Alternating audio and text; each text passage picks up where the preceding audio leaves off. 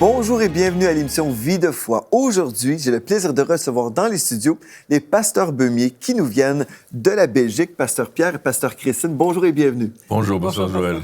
Gloire à Dieu. Aujourd'hui, nous allons aborder un sujet très important pour chaque enfant de Dieu et pour le royaume de Dieu. Nous allons parler de l'économie du royaume.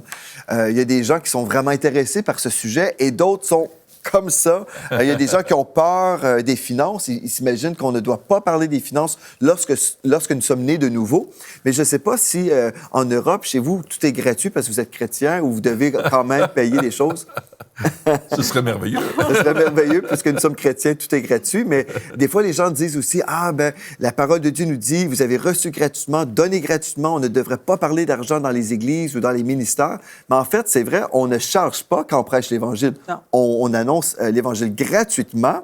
La personne entend et se donne et reçoit gratuitement, mais quelqu'un a payé pour l'impression d'une Bible, pour l'impression des livres. Quelqu'un, on n'a pas volé, là. Donc, il y a toujours quelqu'un qui a financé l'œuvre de Dieu. Donc, quand les gens s'imaginent que tout est gratuit, bien, ils vivent dans un monde utopique, n'est-ce pas? En fait, effectivement, si c'est gratuit, c'est parce que quelqu'un a payé. Et le verset dit, vous avez reçu. Maintenant, c'est à votre tour de donner. Donner, oui, c'est ça. Exactement. Et le Seigneur Jésus a payé un grand prix. Il a donné sa vie pour nous, pour qu'on puisse justement être sauvés. Donc, aujourd'hui, vous avez à cœur de nous parler de l'économie du royaume. Oui, et l'économie du royaume est très différente de l'économie de ce monde. Et on va essayer d'apprendre les principes qui vont nous aider à ne plus être dépendants de l'économie de ce monde. Mm-hmm. Et Dieu veut qu'on soit dépendant de lui. Alors, c'est bien de dire, Seigneur, oui, je veux bien te donner quelque chose, mais si je manque, ça ne veut pas dire qu'on est dépendant. Ça veut dire qu'on n'est vraiment pas dépendant. Mm-hmm. Mais quand on dit, Seigneur, moi, je te donne tout, et je sais que toi, tu vas pourvoir. Amen. Alors là, on va vivre quelque chose. Et il y a un texte qui est lu, que je vais vous lire, d'ailleurs, dans Matthieu, chapitre 6, versets 33 à 34. C'est Jésus qui parle, et il dit, « Cherchez premièrement le royaume et la justice de Dieu, et toutes ces choses, il parle de toutes les choses, le vêtement, le manger, etc., vous seront données par-dessus. Oui. Ne vous inquiétez donc pas du lendemain, car le lendemain aura soin de lui-même. À chaque jour suffit sa peine. Oui. » Et je vais lire dans une autre traduction, la Bible du Semeur, qui reprend la première partie, dit « Faites donc du royaume de Dieu et de ce qui est juste à ses yeux votre préoccupation première, et toutes ces choses vous seront données en plus. » Donc, un des premiers principes, c'est de chercher premièrement le royaume de Dieu et sa justice. Et on veut chercher d'abord cela, on veut se concentrer là-dessus. Paul nous dira dans l'Épître aux Colossiens, au chapitre 3, et à partir du verset 1 jusqu'au verset 3, « Si donc vous êtes ressuscités avec Christ, cherchez les choses d'en haut, où Christ est assis à la droite de Dieu, affectionnez-vous aux choses d'en haut, et non à celles qui sont sur la terre. Car vous êtes morts et votre vie est cachée avec Christ en Dieu. » Amen. Et il nous demande de chercher les choses d'en haut, de nous affectionner, c'est-à-dire avoir un goût marqué pour les choses du royaume des cieux. Ceci ne veut pas dire qu'on n'a pas le droit d'avoir une voiture, une maison. Non, on peut avoir des choses, mais ces choses-là ne doivent pas nous posséder. Mais on doit aimer le Seigneur avant toute chose, comme vous dites, chercher premièrement le royaume de Dieu. Et comment est-ce qu'on peut faire ça d'une façon vraiment concrète, là? Mais avant d'aller plus loin là-dedans, j'aimerais dire que, oui, Dieu va nous donner tout ce qu'on a besoin, et même au-delà. Il fait toujours au-delà de ce que nous pouvons penser ou demander. C'est ce que la Bible dit. Alors, j'aimerais étudier le mot « chercher » et « s'affectionner ». C'est des verbes d'action avec un but, celui de trouver, et particulièrement de trouver et vivre les valeurs du royaume.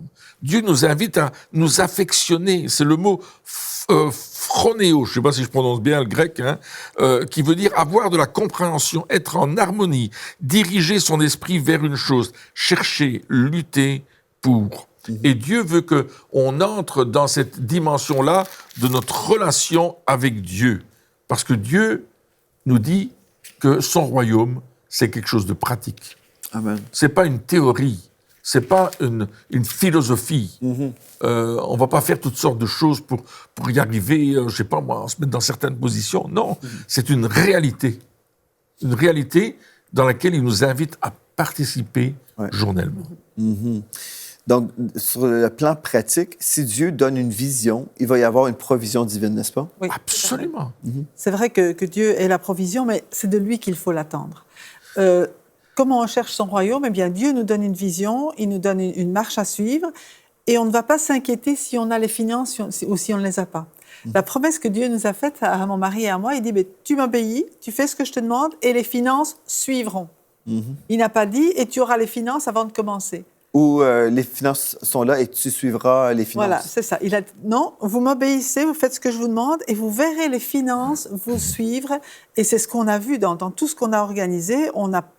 Généralement, on n'avait rien quand on a commencé et on a terminé sans dette. Mais on a vu Dieu qui pourvoyait encore et encore. Et je pense que par là, Dieu veut libérer notre esprit de la peur de manquer. Il veut libérer notre esprit de ce que le monde recherche et s'inquiète. Il dit, ne vous inquiétez pas de ce que vous allez manger, ce que vous allez boire. Arrêtez de vous inquiéter pour ces choses parce que votre Dieu sait que vous en avez besoin, il va pourvoir. Et ce sont les païens aussi qui s'inquiètent pour ça. Oui. Ouais. Et ce sont des inquiétudes. Et Dieu ne nous demande pas de nous inquiéter, il nous demande de nous occuper de ses affaires à lui. Et lui s'occupe des nôtres. Amen. Donc, chercher le royaume de Dieu, c'est « Seigneur, qu'est-ce qui te plaît? Qu'est-ce que tu me demandes? Qu'est-ce qui va faire grandir ton royaume? Dans quoi tu veux que j'investisse ma vie? Et Dieu va ouvrir des portes et lui-même va pourvoir à tous les besoins matériels dont nous avons besoin. Ce que vous dites, c'est extraordinaire et c'est vrai, tout à fait vrai, mais il y a peut-être quelqu'un à la maison qui dirait mais vous êtes pasteur et puis vous avez une grâce spéciale. Moi, je m'inquiète pour tout. Et puis, vraiment, écoutez, là, vous entendre parler, ça semble si facile, mais à moins d'avoir une provision, moi, je trouve ça trop difficile avancer. Là. Je veux attendre d'avoir l'argent. Et là, et aussi, la Bible dit qu'on doit calculer avant de construire. Donc, comment vous pouvez réconcilier tout ça ensemble? Allez-y, défendez votre position. Alors, je pense qu'il y a un seul texte où il est dit dans la parole de Dieu de mettre Dieu à l'épreuve. Et il nous invite à le mettre à l'épreuve par rapport aux dîmes et aux offrandes. C'est dans Malachie, je vais peut-être pas le lire, mais c'est le seul endroit où il dit « Mettez-moi de la sorte à l'épreuve et vous verrez bien si je n'ouvre pas pour vous les écluses des cieux. » Donc, il y a ce premier domaine d'oser faire confiance à Dieu. Oui. Oser croire que ce qu'il promet est la vérité.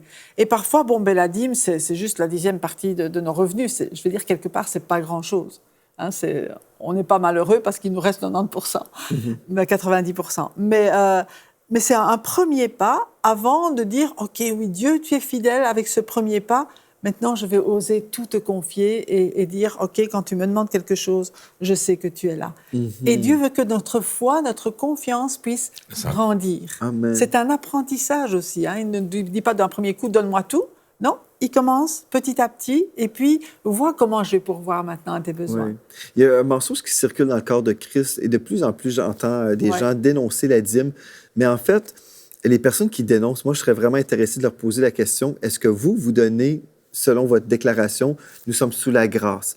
En fait, la dîme, ce qu'on retrouve dans la parole de Dieu, et on a fait une étude dans la série du disciple victorieux. Si vous souhaitez vraiment faire une étude plus approfondie, faites une recherche en visitant le site web EMC-TV. Dans l'émission du disciple victorieux, j'ai fait vraiment une émission consacrée à la dîme pour vous aider à comprendre ce que Dieu dit. Mais en fait, en gros, la dîme a été établie avant la loi, a été intégrée dans la loi et aussi après la loi. Donc, certaines personnes vont dire, ah bien, puisque c'était sous la loi, aujourd'hui, nous ne sommes plus sous la loi, sous la grâce, donc tout ça, c'est supprimé. Mais en fait, c'est un principe économique du royaume de Dieu avant la loi. Donc, tout ça, c'est un non-sens, c'est vraiment... Et les personnes qui sont contre la dîme, souvent vont juger les gens en disant, bien, vous êtes avare, vous aimez l'argent, ou bref, il y a tellement de fausses accusations.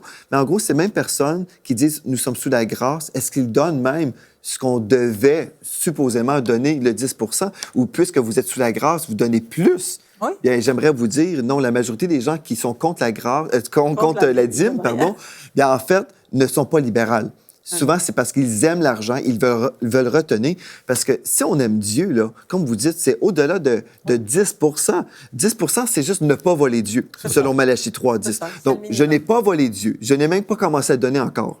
Je commence à donner après le 10 Donc, en fait, moi, ce qu'on m'enseigne quand j'étais petit, j'ai eu des parents chrétiens, ils m'ont dit 10 c'est une portion de tes revenus sacrés et cette portion-là ne t'appartient pas. Ça appartient au royaume de Dieu. Absolument. Si tu prends cette portion-là, tu voles Dieu. Ouais. Et puis j'ai compris ça, donc ça c'est sacré, je ne volerai pas mon Dieu.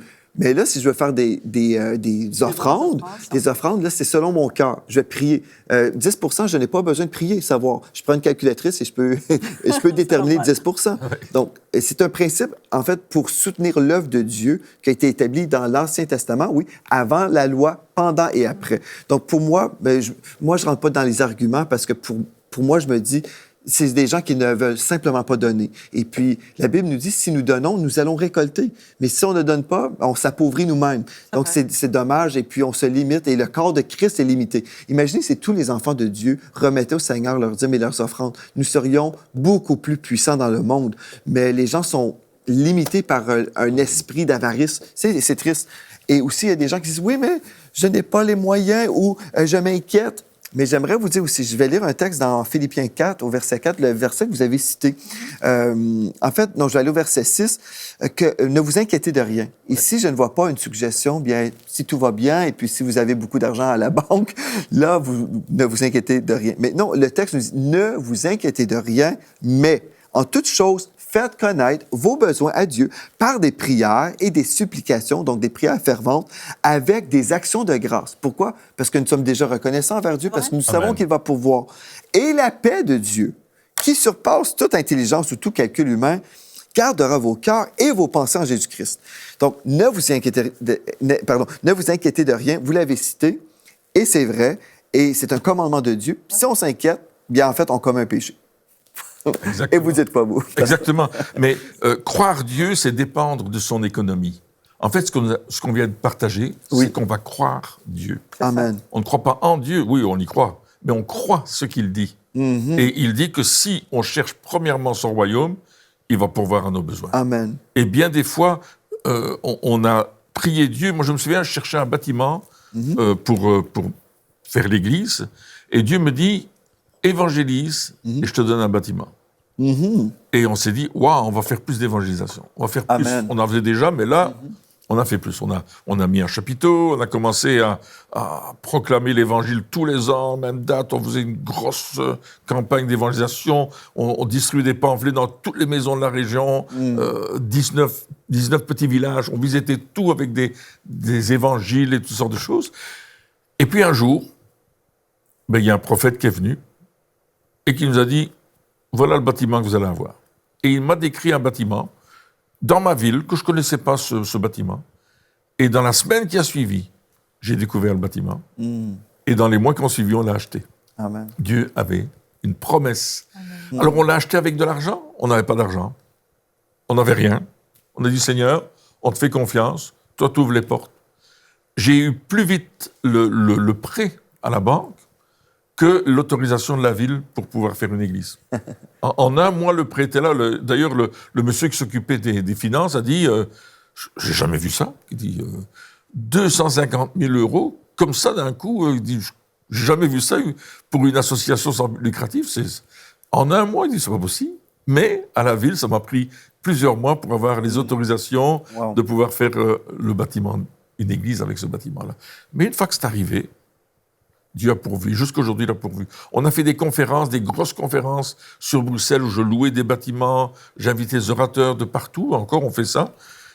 Je n'avais pas le premier euro. Mais Dieu a pourvu. Boum! À un certain moment, tous les hôtels étaient payés avant de commencer, la salle était payée, tout était payé, sauf certaines choses. On s'est dit, Seigneur, on te fait confiance. Amen. Et tout est arrivé au fur et à mesure, et on a terminé. Il nous manquait 500 euros, mais dans la semaine d'après, c'est arrivé. Amen. Dieu a pourvu. Et je pourrais donner des exemples comme ça dans notre vie de tous les jours aussi, où Dieu a pourvu à des choses où on se dit, comment on va faire pour s'en sortir, Seigneur? Mais tu as promis, on te fait confiance. Bam! Dieu répondait. Et ça peut être pas seulement des finances, ça peut être des choses matérielles que Dieu va nous donner, ou peut-être simplement des connexions divines. Et ça, c'est le Seigneur qui le fait. Je trouve ça tellement merveilleux. Dieu nous dit dans sa parole, « Mon juste vivra par la foi. » Et c'est ça la vie de foi, c'est de faire confiance à Dieu et dire, Seigneur, tu l'as dit, ou si Dieu nous parle dans mon cœur, Dieu m'a parlé il y a quelque temps, et puis je savais qu'on devait prendre un pas de foi, qu'on vient tout juste de prendre, puis financièrement, bien, les coûts augmentaient d'une façon considérable, mais vraiment beaucoup. Et puis, mais Dieu avait parlé, et puis on y va. Et puis le dimanche, j'ai juste prêché sur les finances un dimanche, et puis j'ai dit, voilà ce que Dieu nous dit de faire, on devrait être libéral et simplement écouter ce que Dieu nous dit.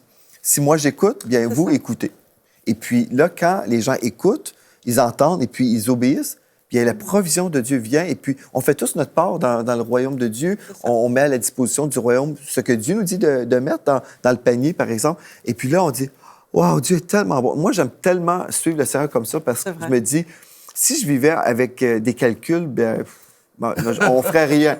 On ferait rien. Ah non, Je peux pas. Mais on peut calculer dans le passé, dire, voici ce que Dieu a fait. C'est merveilleux. Il a parlé, la provision est venue et gloire à Dieu, on avance. Ouais. Et j'aimerais juste parler, quand tu disais tout à l'heure, de calculer les dépenses. On s'assied avant de bâtir une tour. Oui. Et ma façon de comprendre les choses, c'est de dire, est-ce que ma foi ira jusqu'au bout? C'est plus parce que l'économie du royaume de Dieu, je dirais la monnaie du royaume de Dieu, pour recevoir, donner, recevoir, c'est la foi. Oui. Est-ce que ma foi, est-ce que je suis prête à persévérer jusqu'au bout, même s'il y a des difficultés pour atteindre ce que Dieu me demande d'atteindre? C'est dans ce sens-là, plus que dans le sens... c'est pas du tout dans le sens finance. Non, c'est ça, mais les gens vont l'appliquer comme ça souvent. Ouais, et puis, aussi, on n'est pas limité avec le système économique de ce monde. Si nous avons besoin d'une caméra de télévision, on peut présenter au Seigneur le besoin de la caméra. Si la caméra coûte 5 000 € ou 5 000 $, peu importe, des fois, les gens vont prier juste pour le montant d'argent. Mais si on a besoin d'une caméra, on peut prier, on a besoin d'une caméra. Et puis, la caméra peut être donnée aussi comme ça, ou on a besoin d'une voiture. Bien, peut-être on va avoir les finances pour acheter la voiture, ou peut-être on va juste avoir le cadeau d'une voiture. Donc, on prie selon les besoins, et puis c'est Dieu qui s'organise avec la façon que les choses vont arriver. Mais au ciel, il n'y a pas de banqueroute. C'est vrai, on est dans le royaume des cieux, et dans ce royaume-là, il n'y a pas les fluctuations qu'il y a dans les cours monétaires aujourd'hui. Quand vous écoutez la bourse, vous entendez plus, moins, tu te demandes ce qui se passe, tu comprends rien, la valeur de l'or change, diminue, boum. Hein? Mais la Bible dit ceci dans Jacques, chapitre 1, verset 17, « Toute grâce excellente et tout don parfait descendent d'en haut, Amen. D'en haut, du royaume des cieux, Amen. Du Père des Lumières, Amen. Dans lequel il n'y a ni changement, ni ombre de variation. » Amen. Amen. Et ça, c'est une réalité. Notre foi s'accroche à cela. Et l'économie du royaume, c'est ça. C'est dire, Seigneur, je te fais confiance, je mets ma foi en toi, tu vas pourvoir, tu vas donner ce qu'il faut, mais je cherche d'abord ton royaume. Amen. Je cherche d'abord ton royaume. C'est toi en premier. Tu es le premier dans ma journée, tu es le premier dans ma vie, dans tout ce que je fais, dans mon travail. Tu es le premier, je veux t'honorer dans tout ce que je fais. Et Dieu est fidèle. Amen. Il y a un principe aussi dans la parole de Dieu concernant les semences et les récoltes. Nous lisons dans la Genèse que les semences et les récoltes vont toujours exister. Donc, on devrait comprendre aussi qu'on ne va pas juste faire une seule semence et s'attendre à vivre une grande récolte d'un seul coup. Il y a des gens comme ça qui disent, bien, j'ai mis 100 $ dans le panier, puis je m'attendais que ma maison était pour être payée demain matin. Dieu peut faire un miracle, oui, mais je crois que Dieu nous appelle aussi à avoir un style de vie de semences. On fait des semences constamment, comme les fermiers, les personnes qui travaillent en agriculture, ils vont semer, et puis ils vont s'attendre d'avoir une belle récolte. Mais quelqu'un qui fait un seul don une seule fois, qui dit ça ne fonctionne pas, en fait, on n'a pas vraiment mis en pratique la parole de Dieu. Oui, et c'est ce que Galates nous dit au chapitre 6, celui qui sème peu récoltera peu. Et c'est la vérité. Et lorsque Paul parle dans Corinthiens de la semence, il n'est pas en train de parler de la culture, il parle d'argent. En fait, c'est ça, oui. C'est justement des finances. Oui, il parle des finances. Et une autre chose aussi, c'est que l'important quand on donne à Dieu et quand on donne pour le royaume, c'est de le donner avec son cœur, parce que Dieu, il cherche d'abord notre cœur. C'est pas qu'il en a spécialement après notre argent, mais il veut aussi s'assurer que notre cœur n'est pas dans notre argent. Exactement, ça c'est vrai. Il est vraiment en lui. Et donc d'abord notre cœur, et à partir de là, c'est facile de donner ce que lui nous demande de donner. Absolument, ça c'est tellement vrai. Dans 2 Corinthiens chapitre 9, au verset 6, il est écrit « Sachez-le, celui qui sème peu, moissonnera peu. Ça fait du sens, n'est-ce pas? Oui. Et celui qui sème abondamment moissonnera abondamment. Que chacun donne comme il a résolu en son cœur, sans tristesse ni contrainte, car Dieu aime celui qui donne avec joie. Et ce texte-là, en fait, les gens l'ont souvent cité pour dire « Ah, bien moi, je donne selon mon cœur ». Et souvent, on va poser la question « OK, si tu ne remets pas au Seigneur ta dîme, tu donnes selon ton cœur, entre guillemets, c'est moins que 10 ». Bon, on ne fera jamais ça. On ne demandera jamais aux gens d'avouer, mais la réalité, non, ça, ouais. monsieur, madame à la maison, si vous ne remettez pas à votre église locale la dîme, bien probablement, vous ne remettez même pas 10 %. Moi, je pourrais pratiquement le dire. Mais là, au verset 8, « Et Dieu peut vous combler de toutes ses grâces, toutes ses faveurs, afin que, possédant toujours en toutes choses de quoi satisfaire tous vos besoins, vous ayez encore en abondance pour toute bonne œuvre. » Et puis, on pourrait continuer dans ce texte-là, mais en gros, si nous lisons le texte qui nous parle vraiment des finances, ici, on parle des finances du royaume. C'est le contexte très clair. Bien ici, on doit comprendre que nous avons un rôle à jouer. Si je ne fais pas de semences, Dieu peut faire des promesses que oui, il va pourvoir tous nos besoins selon sa richesse avec gloire en Jésus-Christ, ça c'est merveilleux, mais on doit activer des choses dans nos vies par les semences. Oui. J'avais une parente qui aimait le Seigneur, servait avec sa famille, son mari, ses enfants. Tous les deux travaillaient. Ils avaient tous les deux des belles positions financières, des rentrées financières, mais ils ne donnaient jamais leur dîme. Et ils étaient toujours dans le trou. Ça n'allait jamais. Et un jour, ils ont découvert le principe de la dîme et de l'offrande. Ils ne le connaissaient pas. Après 20 ans de vie chrétienne, ils ne savaient pas. Et ils ont commencé à donner leur dîme. Et je me souviens c'était ma marraine, et elle me disait cela, elle me dit, Pierre, à partir du moment où on a décidé de donner la dîme de nos salaires, au début, c'était difficile. Il y avait des oppositions, c'était pire qu'avant. Mais après quelques mois de pratique, les finances ont commencé à monter. Et nous sommes sortis de nos dettes d'une façon surnaturelle. Amen. Gloire à Dieu. Amen. Ça, c'est l'obéissance. Gloire à Dieu. Je pense à un jeune couple dans notre église. Ça fait pas très longtemps qu'ils sont avec nous, mais quand ils sont arrivés, ils étaient sur le bord de la faillite. C'était vraiment très, très sérieux. Et là, ils ont appris les lois spirituelles du royaume de Dieu concernant l'économie de Dieu. Et puis, c'est un couple en affaires sur le bord de la faillite. C'était le désastre, mais comme ils ont obéi à la parole de Dieu, ils ont mis en pratique les choses qu'ils entendaient à l'Église.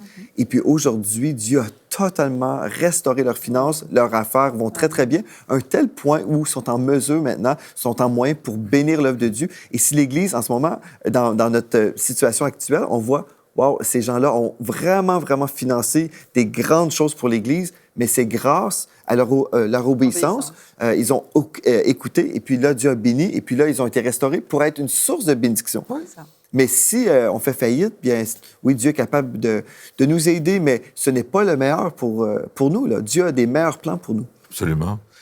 Les principes du royaume sont importants, et Dieu nous amène dans cette dimension-là aujourd'hui. C'est vraiment primordial pour nous d'être capable de bénir, d'être capable de dire, Seigneur, moi je veux d'abord te bénir. C'est à toi que j'apporte ma dîme. C'est pour toi que je la donne. Je ne la donne pas pour ceci ou cela, ou parce qu'il y a un besoin, je la donne pour toi. Amen. Parce que c'est une obéissance. Et Dieu va honorer notre obéissance. Et on va avoir beaucoup plus pour donner encore plus. Pas pour nous enrichir et dire, t'as vu, je suis très riche. Non, non, on va donner et ça va se multiplier. Qu'on devienne un canal de bénédiction. Exactement. Ouais. Et je pense aussi une façon qu'on devrait remettre notre dîme, c'est pas d'une façon mécanique ou comme si on va remettre un chèque à, je sais pas, des fois, ici au Québec, je dis on va payer Hydro-Québec ou payer notre compte électrique. C'est pas ça du tout. On devrait prendre notre enveloppe et même avec notre épouse, imposer les mains sur notre enveloppe et dire, Seigneur, on veut vraiment te remettre cette dîme-là, on veut t'honorer, comme c'est écrit dans ta parole. Honore premièrement avec tes prémices le Seigneur. Donc, on va prier, imposer les mains sur nos offrandes. Et quand on va remettre notre enveloppe à l'Église, bien, ce qu'on va faire, on va l'offrir au Seigneur comme un geste d'amour. Oui. C'est pas un paiement, là. Des fois, les gens même... Écoutez bien ceci. Si vous remettez au Seigneur, admettons, vous remettez, on va dire, 80 $ et 25 sous, OK? Et des fois, j'ai vu ça, là, des gens qui remettaient à la scène, là. En fait, vous remettez votre dîme d'une façon légaliste. Mais si vous le faites vraiment avec amour, bon, vous arrondissez 80, je sais pas, bref, vous arrondissez, vous n'êtes pas obligé de donner 25 sous, là. Vous pouvez juste arrondir au prochain dollar, parce qu'en fait, ce n'est pas Ce n'est pas une dette ou une facture, c'est vraiment notre amour qu'on donne au Seigneur. C'est le cœur. C'est une offrande. Seigneur, je te remets ma dîme parce que c'est une portion de ma vie que je te remets. En fait, une portion de ma vie, je te remets ceci. Et on a prié, on a imposé les mains. Des fois, on peut même mettre de l'huile d'onction. Si on a un besoin particulier, Seigneur, on a besoin d'une restauration, on le fait. Et puis, le dimanche matin, on le fait, on offre au Seigneur avec amour, avec foi. Et là, Dieu voit ça et Dieu bénit et restaure. Mais moi, je crois qu'il y a des gens qui ne vivent pas de percée, ils remettent au Seigneur leur dîme, mais ils font sans foi ou sans amour pour Dieu. C'est juste une façon, OK, je suis obligé. Mais Dieu aime celui qui donne avec joie. Amen. Notre attitude compte pour beaucoup. Moi, je crois ça. Personnellement, je crois notre attitude. Si je le donne, OK, je suis obligé, ça me fait mal. Mais Dieu voit notre cœur. Ouais. Et puis, on réalise en même temps qu'on est juste des gestionnaires de ce que Dieu nous donne, que tout ce que nous avons, c'est Dieu qui nous le donne. Si Dieu il coupe la source, on n'a plus rien. Même si c'est le fruit de notre travail, il nous rend capable de travailler. Oui. Il pourvoit pour un travail. Mais Dieu est celui qui pourvoit en nos besoins et c'est juste une reconnaissance que c'est lui qui nous donne. OK, ça, c'est la dîme. Et puis, Seigneur, après ça, on dit, et maintenant, tu veux que je fasse quoi avec les 90% qui restent? Parce que finalement, on est gestionnaire et c'est le patron. Si à un certain moment, il nous demande de donner plus pour telle ou telle chose, bien, on le fait parce qu'il pourvoit. Amen. Pouvez-vous prier en terminant? Il nous reste une minute, là. Okay, priez juste pour les gens qui sont dans le besoin en ce moment. Vous avez parlé d'inquiétude. Tout ça, peut-être il y a des personnes inquiètes qui n'osent pas obéir. Mais aujourd'hui, vous pouvez prier pour eux. Amen. Eh bien, Père, nous te remercions parce que c'est vrai que c'est toi qui pourvois. Et je prie particulièrement pour ces personnes qui nous écoutent maintenant, qui nous regardent, Seigneur, et qui sont dans l'inquiétude. Mais toi, Seigneur, tu peux venir les rassurer. Je te prie, Saint-Esprit, de venir communiquer cet esprit de foi qui va leur permettre de te faire confiance. Seigneur, pas de faire une folie, mais de faire ce que toi tu demandes afin que tu puisses te manifester dans leur vie comme le Dieu qui pourvoit, comme le Dieu qui prend soin et qu'ils apprennent, Seigneur, à te donner avec joie. Viens toucher leur cœur, leur vie, mais cette sécurité aussi dans leur cœur par rapport à ton amour, par rapport à ta gratitude et ta bienveillance pour eux, dans le nom de Jésus. Amen. Amen. Gloire à Dieu. J'espère que vous avez été encouragés. Je sais peut-être un peu dérangé par les choses que moi j'ai pu dire. Je sais que des fois, je dérange les gens avec des vérités, mais c'est vraiment pour vous aider. En fait, on veut vous aider à avancer. Dieu ne veut pas qu'on marche toujours sur un tapis roulant sans avancer ou qu'on tourne en rond. Il veut qu'on avance et il veut que son royaume avance. Donc, on doit découvrir les principes du royaume de Dieu et je crois que vous avez entendu des choses qui vont vous aider à avancer justement. Donc, gloire à Dieu pour tout ça et merci à vous d'avoir été à l'émission Vie de foi. On va poursuivre avec notre dernière émission demain, toujours en parlant du royaume de Dieu. Merci aussi à vous d'avoir été là aujourd'hui. Écrivez-nous à videfoi@enseigne-moi.com, videfoi@enseigne-moi.com et d'ici à demain, soyez richement bénis.